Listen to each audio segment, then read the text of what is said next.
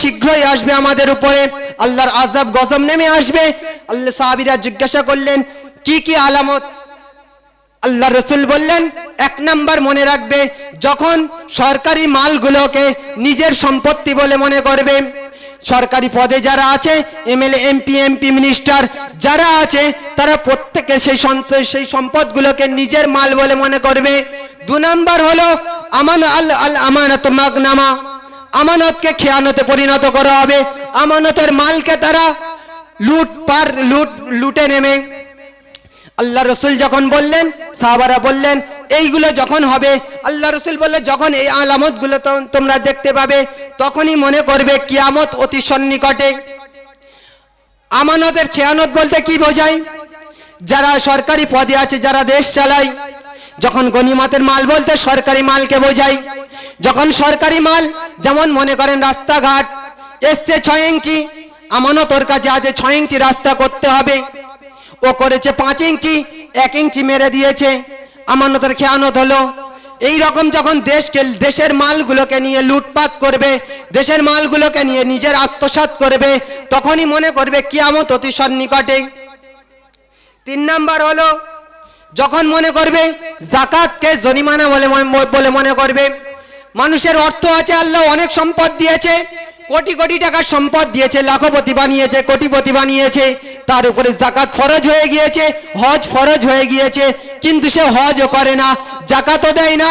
যাকাত যদি দেয়, যাকাত আছে তার 50,000, দিয়েছে সে 5,000, একটা পাতলা লুঙ্গি, একটা শাড়ি কিনে সে যাকাতের লোক দেখানো কলে বসে চেয়ার মিডিয়া করে যাকাত আদায় করে দিয়েছে।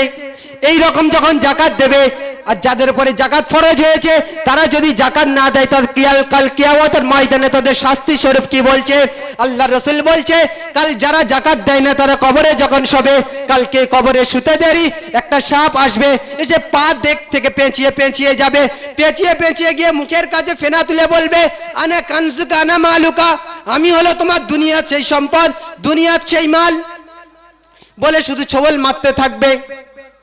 আজ আমরা যাকাতকে জরিমানা মনে করি। আল্লাহ রাসূল বলে যখন যাকাতকে জরিমানা মনে করবে, তখন তোমরা মনে করবে কিয়ামত অতি সন্নিকটে। 4 নাম্বার, যখন তোমরা দেখবে পুরুষেরা, স্বামীরা স্ত্রীর আনুগত্য করবে।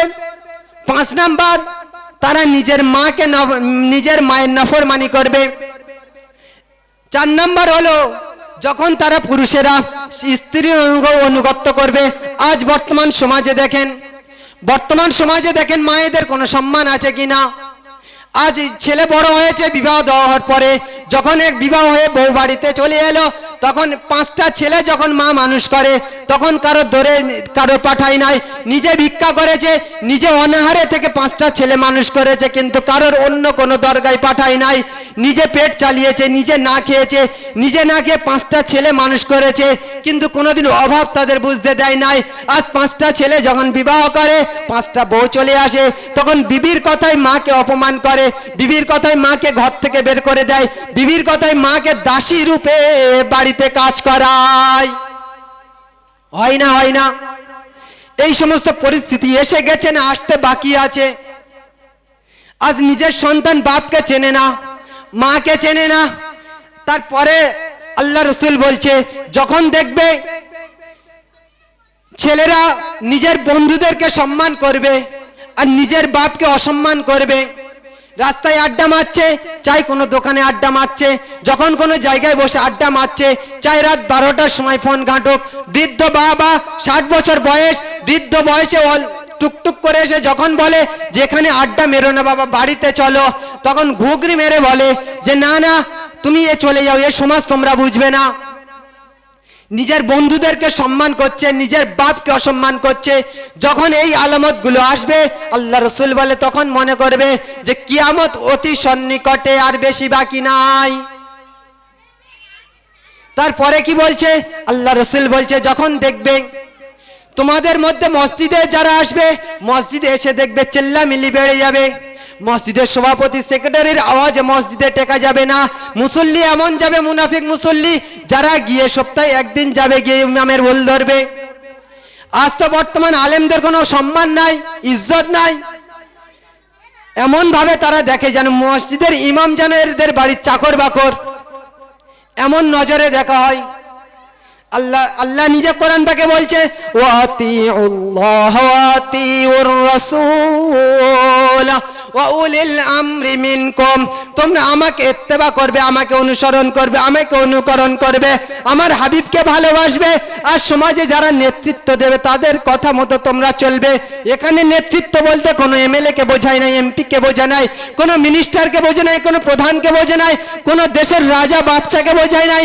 এখানে উলিল আমরি মিনকুম বলতে বোঝাচ্ছে ওলামাদেরকে, যে তোমরা তোমার যখন থাকবে ওলামাদের কথা মতো চলবে, ওলামাদের কথার মতো চলবে, ওলামাদের কথা মতো জীবন যাপন করবে।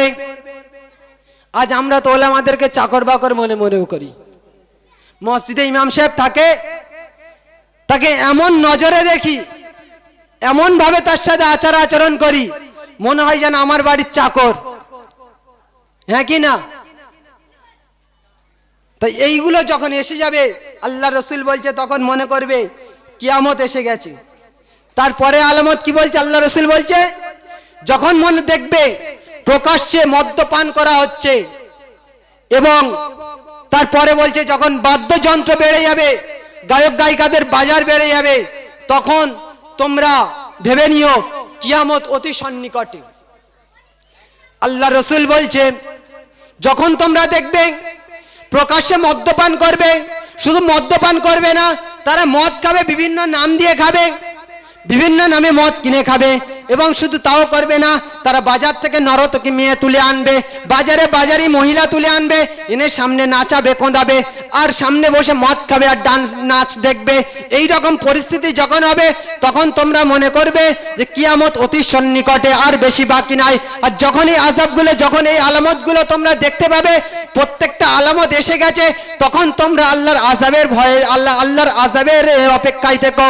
আল্লাহ যখন এই আলামতগুলো দেখা দেবে, তখন আল্লাহ পাক রব্বুল আলামিন কি এই দুনিয়ার মধ্যে ভূমিকম্প দিয়ে দুনিয়াটাকে পুরো ধ্বংস করে দেবে।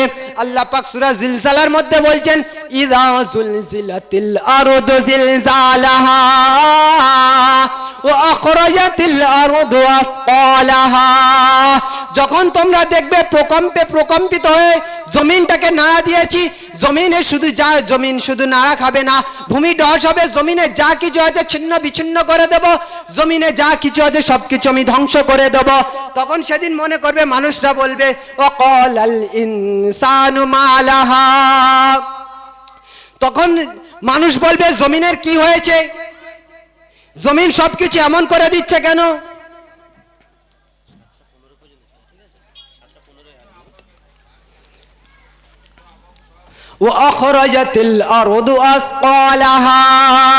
জমিনের মধ্যে যা কিছু আছে, জমিনের ভিতরে যা কিছু আছে সবকিছু জমিন বের করে দেবে, সমস্ত কিছু উগড়ে দেবে, বমি করার মতো করে দেবে।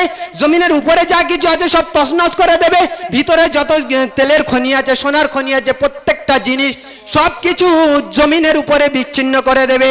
যারা দুনিয়াতে যারা ধনসম্পদ নিয়ে থাকতো, যারা ধনসম্পদের পিছনে ছুটতো, তারা সেদিন হাই হুতাশ করবে, আফসোস করবে আর বলবে, আয় আল্লাহ রাব্বুল আলামিন, আমরা তো দুনিয়াতে এদের পিছনে পাগল ছিলাম, সোনার পিছনে পাগল ছিলাম, টাকার পিছনে পাগল ছিলাম, তেলের পিছনে পাগল ছিলাম, আজ দুনিয়ার একই হয়েছে, দুনিয়ার সমস্ত কিছু এইরকম বের করে দিচ্ছে কেন?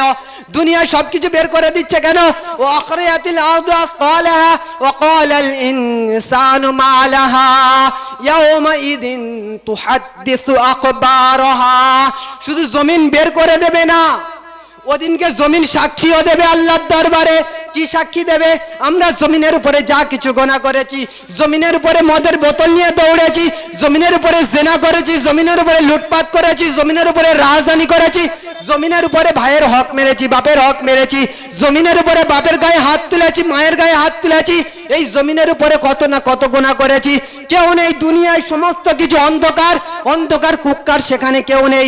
আমরা মনে করেছি আমাদের কেউ দেখে না, এমন একটা জায়গায় গিয়েছি যেখানে কেউ নেই, অন্ধকার, পুরো রাতের অন্ধকার, রাতের একদম মধ্যপন্থায়, না আছে বাপ, না আছে ভাই, না আছে বোন, কেউ নেই, দুনিয়ার কোনো মানুষ নেই, এমন এক গুনায় লিপ্ত হচ্ছে, মনে করছে আমাদের কেউ দেখে না। এক আল্লাহ তো আছে, এটা আমরা বিশ্বাস করি। আল্লাহ তো দেখে, মনে করছে দুনিয়ার কেউ দেখে না, আমার কোনো সাক্ষী প্রমাণ নেই, তো এতটুকু মনে করবে। আল্লাহ পাক নিজে বলেছে কিরামান কাতিবিনা ইয়ালামুনা মা তাফআলুন।